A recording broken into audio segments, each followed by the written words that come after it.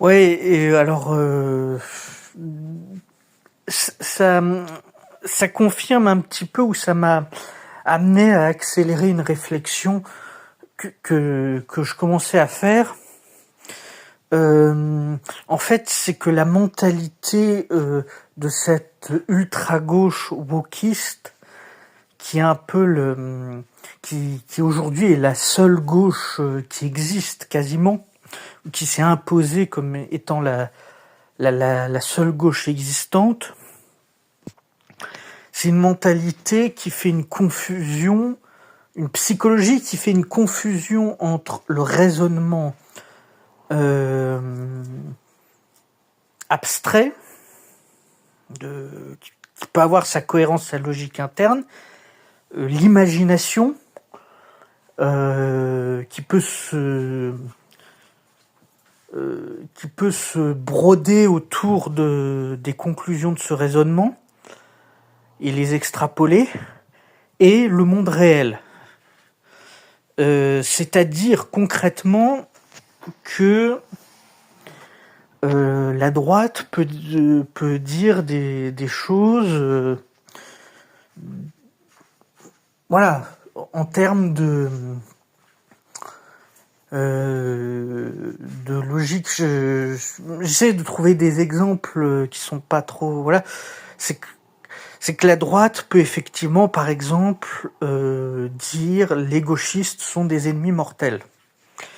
Mais quand quelqu'un de droite dit ça, dans son esprit, ce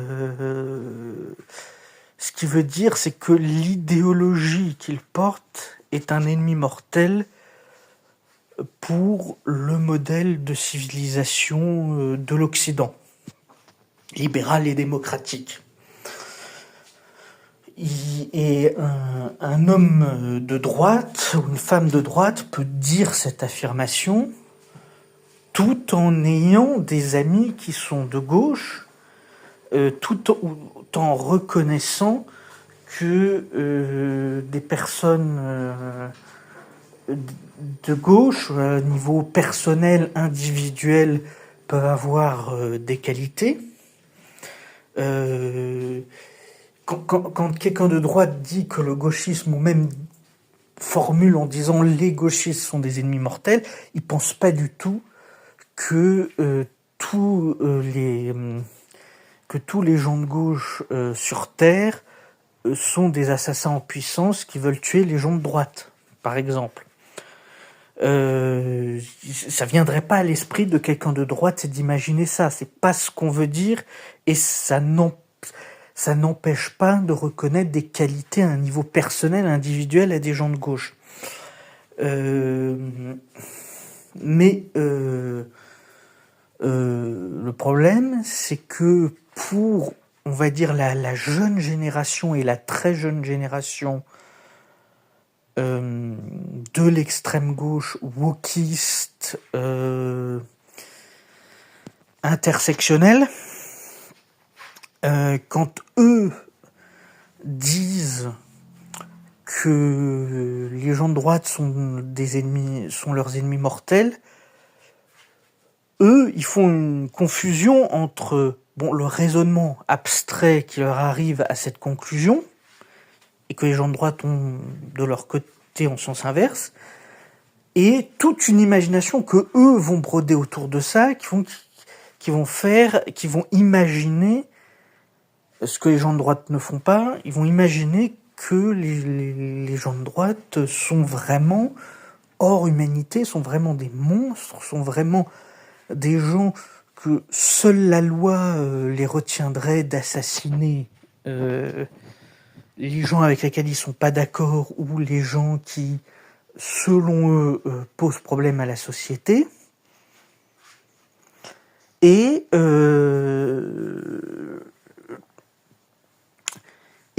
vraiment,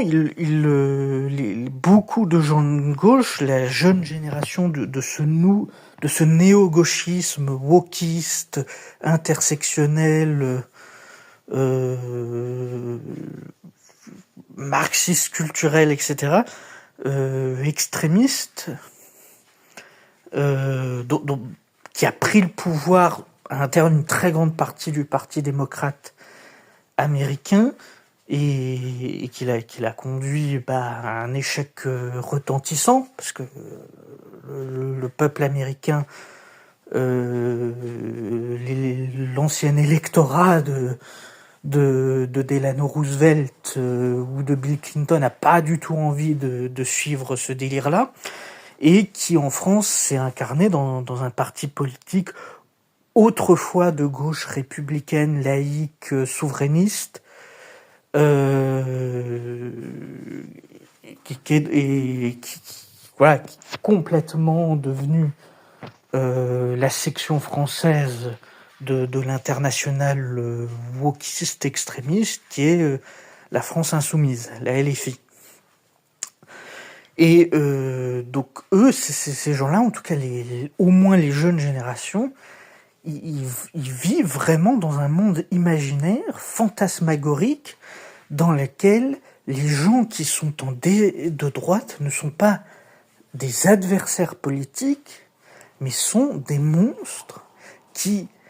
ont envie de les tuer, ou qui ont envie de tuer les minorités que la gauche est censée protéger, et qui les tueraient s'ils étaient vraiment au pouvoir, ou s'il n'y avait pas des obstacles légaux à le faire. Et à partir du moment où vous êtes sincèrement persuadé, c'est ça qu'en fait peut-être la droite met du temps à comprendre, c'est que la gauche d'aujourd'hui est sincèrement persuadée de ça. À partir du moment où les gauchistes, en tout cas les jeunes gauchistes, sont sincèrement persuadés que leurs adversaires politiques sont des monstres qui veulent les tuer, ou qui veulent tuer les groupes sociaux que eux prétendent protéger, du coup, ils croient que c'est une forme de légitime défense anticipée de nous tuer avant qu'on arrive au pouvoir, avant qu'on soit capable d'arriver au pouvoir. Et du coup, les gens de la génération de Mélenchon, qui sont suffisamment intelligents et qui ont suffisamment de bouteilles pour savoir que c'est pas le cas, ils ont une responsabilité morale terrible. Ils arment des fous furieux capables d'entrer dans une église et de tuer des enfants, de très jeunes enfants catholiques, où il y a 2 ans c'était dans une autre église des très jeunes enfants protestants, chrétiens, quoi qu'il en soit, plutôt de milieux chrétiens conservateurs, quelle que soit la confession, la tradition en cause, parce qu'ils sont persuadés que c'est une sorte de légitime défense par anticipation de gens dont ils sont sincèrement persuadés qu'ils vont les tuer, quoi. C'est terrible. Et donc les politiciens âgés et intelligents de gauche, qui savent que ce n'est pas vrai et qui soufflent sur les braises, qui mettent cette idée dans la tête des plus jeunes, et de jeunes souvent fragiles, et qui ont aussi des prédispositions psychiatriques à confondre l'imaginaire et le réel, à confondre, on va dire, l'idéologie intellectuelle, l'imaginaire brodé autour de cette idéologie et le monde réel. Ils ont vraiment, ces gens-là, une responsabilité morale terrible. Et voilà, on verra qui sera...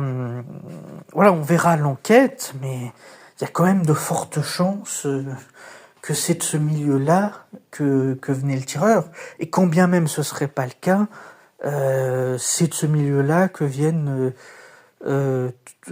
ceux qui se réjouissent de ce qui vient de se passer. C'est horrible.